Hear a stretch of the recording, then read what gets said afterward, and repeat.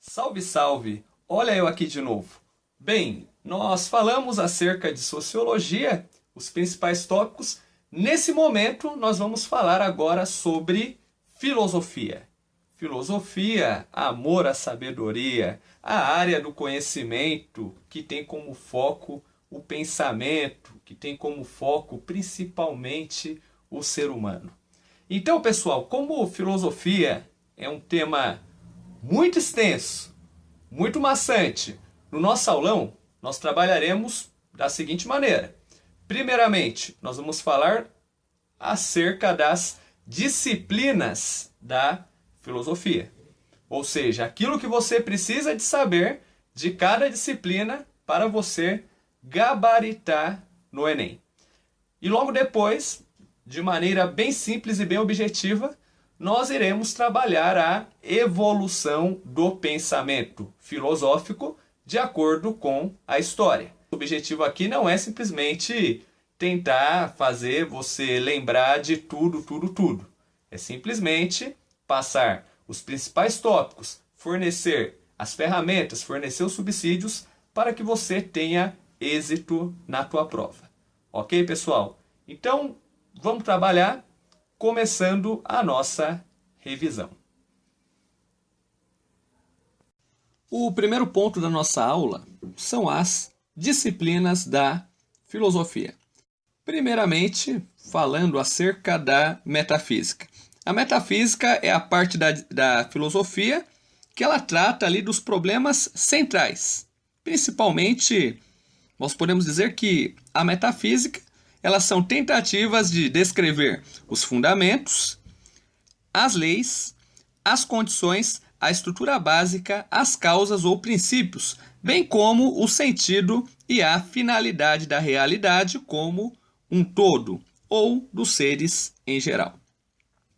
Outra disciplina fundamental da filosofia é a chamada epistemologia, que ela vai trabalhar a natureza, as etapas e os limites do conhecimento humano, especialmente nas relações em que se estabelecem entre o sujeito e o objeto do conhecimento.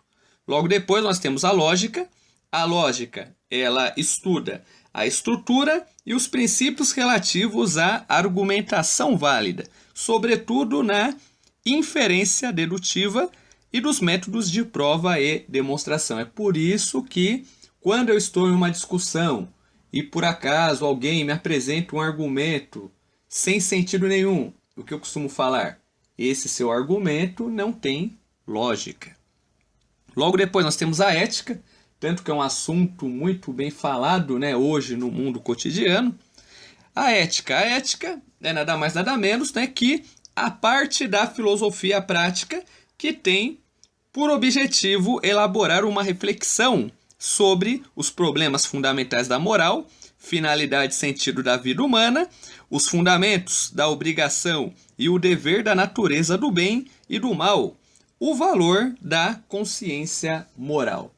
Então, certamente, quando nós trabalhamos a questão da ética, tudo está ligado à questão do comportamento.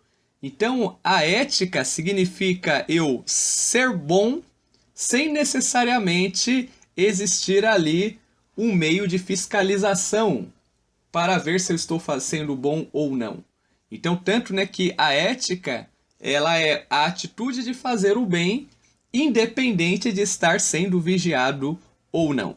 Logo depois nós temos a estética. Então, geralmente, quando a gente fala estética, a gente pensa muito no quê? Salão de beleza.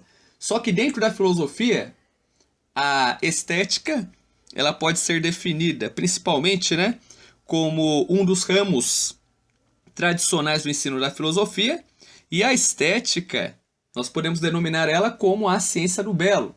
Ela foi criada para designar o estudo da sensação ou dos sentidos. Para Kant, a estética transcendental é a ciência de todos os princípios e da sensibilidade. Ela é uma teoria que vai trabalhar todos os conceitos ligados à sensibilidade, a qual se insere no conjunto da teoria do conhecimento da filosofia transcendental. E por fim, nós temos aqui a filosofia política, que é a parte da filosofia que faz a investigação filosófica e trabalha diretamente com a questão do direito. Na Idade Antiga, nós temos o período pré-socrático, que vai do século 7 a.C. até o século 5. Assim como na história ocidental nós temos a figura de Jesus, que divide a história em antes de Cristo e depois de Cristo, dentro da filosofia nós temos a figura de Sócrates. Sócrates, ele dividiu a filosofia em período pré-socrático, os filósofos que vieram antes de Sócrates, e o período clássico ou período socrático, que foi a época em que Sócrates viveu, tal como seus contemporâneos. Os filósofos do período pré-socrático, eles acreditavam que os elementos naturais, eles, digamos assim, o mundo, as coisas surgiram a partir de elementos naturais. Então, sendo essa busca desprendida de um mito. No período pré-socrático, eu tenho a separação entre mito e conhecimento, e os pensadores do período pré-socrático, tal como Tales, Pitágoras, Heráclito e Parmênides, eles acreditavam justamente que as coisas surgiram a partir de um elemento natural. Ok. Falando acerca do período clássico da filosofia. O período clássico da filosofia vai do século V ao século IV a.C. Esse período nós chamamos de período clássico porque é o período no qual a reflexão ela é voltada para o ser humano que precisa aprender como é a vida dentro da cidade, dentro da polis. E o foco principal é entender como se comportar virtualmente de modo ético e político, sem perder de vista a busca por uma realidade essencial que não se explica por um elemento natural. Aqui, nessa fase da filosofia, nós temos aqui o desprendimento, nós temos aqui a separação, porque o foco da filosofia deixa de ser os elementos naturais e passa a ser o ser humano, passa a ser o comportamento do ser humano em sociedade, a questão do raciocínio humano dentro da sociedade no qual ele estava inserido. Tanto que os principais pensadores desse período clássico são o Sócrates, o Platão e o Aristóteles. Falando agora aqui do período pós-socrático, do século IV a.C. ao século II depois de Cristo, nesse período nós temos aqui os seguintes pensadores. Primeiramente, é importante nós compreendermos que esse período ele vai do período clássico até o início da era cristã, século I, e o contexto histórico representa principalmente o fim da dominação militar da Grécia e o início da dominação romana. Então, dentro desse período, nós temos as principais escolas filosóficas, e nessas escolas filosóficas, justamente, nós temos aqui as seguintes correntes, que nós podemos colocar como o ceticismo, o estoicismo e o epicurismo. Então, os pensadores desse período, nós podemos colocar aqui dentro dessa linha histórica o Epicuro, o Zenão, Marco Aurélio, Pirro, Sêneca e Diógenes. Ok? Falando agora sobre a filosofia medieval. A filosofia medieval ela abrange os séculos 3 até o século XV depois de Cristo. Esse período foi um período influenciado pela Igreja Católica, tanto que nós denominamos esse período de teocentrismo, e os pensadores deste período filosófico eles buscavam estabelecer uma relação entre a filosofia e o cristianismo.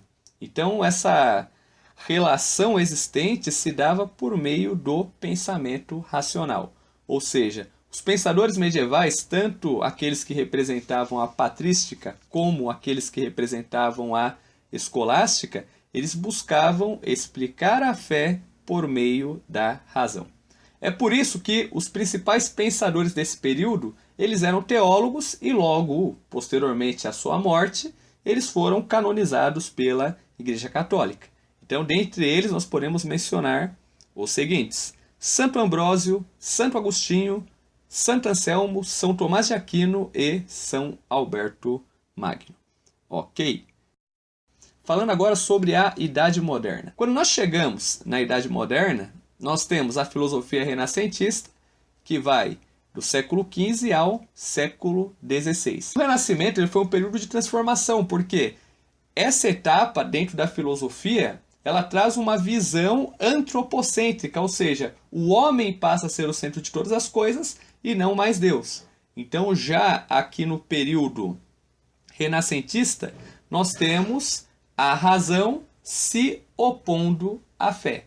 Tanto que dentre os principais pensadores do período renascentista nós temos Francis Bacon, Dante Alighieri, Thomas More, Nicolau Maquiavel, Erasmo de Roterdã, Michel de Montaigne, Thomas Hobbes, René Descartes, criador do método empírico, do método científico, e John Locke, importante autor ali ligado principalmente aos direitos naturais, que nós iremos trabalhar também justamente lá na questão da filosofia iluminista. Então, quando nós falamos já em filosofia iluminista ou filosofia das luzes entre os séculos 17 e 18, nós temos a ideia de que o século 17 é um século onde o mundo passa por transformações. E essas transformações estão ligadas diretamente à questão do progresso científico. E esse progresso científico ele é um progresso racional. A filosofia iluminista ela buscava dar uma credibilidade e ênfase à racionalidade humana, considerando o ser humano como detentor e produtor do conhecimento, diferentemente daquela visão medieval que nós temos, de que Deus ele é o detentor do conhecimento e o ser humano é apenas um servo. Já aqui na filosofia iluminista, nós temos a ideia de que o ser humano é o centro de todas as coisas, ou seja, herança do antropocentrismo renascentista. E durante esse processo, nós temos justamente a ideia de que o processo de iluminação se dá pelo desenvolvimento da capacidade intelectual, libertando-se dos medos irracionais. Tanto que os principais pensadores iluministas, nós podemos colocar aqui o Baruch Spinoza, o Immanuel Kant, David Hume, Montesquieu, Voltaire, Rousseau, Diderot, D'Alembert e Thomas Haidt. Chegando na Idade Contemporânea. Na Idade Contemporânea, ela abrange século XIX à atualidade, e aqui na nossa aula eu dividi ela em 3 períodos. Século XIX, ela marca ali a tradição analítica de raciocínio, fazendo com que tópicos relacionados à moral, à política e pontos menos práticos da lógica e da linguística fossem o foco dos filósofos. Então, nesse período, é um período em que as ciências humanas elas começam a se fragmentar em ramos distintos, fazendo com que a filosofia se resignasse apenas em estudar o conhecimento adquirido por vias mais sólidas. Tanto que nesse período nós temos o Hegel, do Karl Marx, do Soren Kierkegaard, Schopenhauer, Auguste Comte e Friedrich Nietzsche. Então é importante nós compreendermos que esse período ele abrange, principalmente a questão ligada ao pensamento e ao comportamento humano. Já no século XX, principalmente ali entre os períodos, principalmente ligados ali às guerras mundiais, a filosofia ela passa a questionar se o homem, imerso em uma vida acelerada e soterrado pela burocracia, conseguiria ter uma vida feliz e almejar uma sociedade mais justa. Então, a principal expoente do pensamento filosófico desse período é a chamada Escola de Frankfurt. Ela buscou inspiração nas ideias marxistas, trabalhando a seguinte indagação: será o homem realmente livre ou uma marionete de sua condição psíquica e social? Então, dentro da filosofia contemporânea, nós temos o Wittgenstein, nós temos o Bertrand Russell, William James, Edmund Husserl, Jean-Paul Sartre, Adorno e Hannah Arendt. Então, esses pensadores eles buscavam justamente questionar se o homem, imerso em uma vida acelerada ou soterrado pela burocracia, ele conseguiria ser feliz. Ou se o homem ele é realmente livre, ou, digamos, se ele é um escravo de si próprio, se ele é um escravo de sua condição psíquica e social. E agora, para nós finalizarmos aqui a nossa aula, falando da filosofia atual, a filosofia atual ela marca a crítica à razão moderna, ou seja, os filósofos desse período eles se dedicaram a refletir sobre os pontos que não fossem apenas baseados em abstrações. Esses pensadores eles buscavam abordar questões sociais, éticas e políticas, colocando em pauta temas relacionados à raça, identidade e à cultura.